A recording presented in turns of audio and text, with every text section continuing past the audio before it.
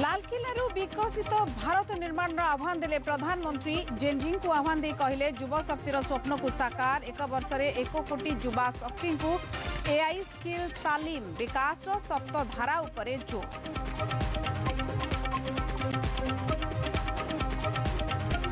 राज्य स्तर में स्वाधीनता दिवस में त्रिरंगा उत्तोलन कले मुख्यमंत्री मोहन माझी कहले लोकों सरकार आपनक सह सर्वदा रही क्यारियर उपरे ध्यान देबाकू युवगोष्ठी को परामर्श।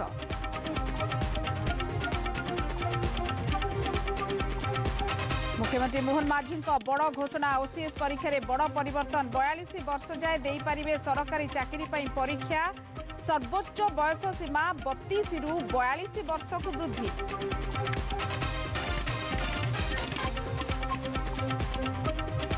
बलांगीर प्रतिष्ठित व्यवसायी नरेंद्र साहू निखोज अपहरण करा जायतिबा परिवार लोकंक संदेह टाउन थाना रे लिखित अभियोग पर बलांगीर पुलिस खोलताड़।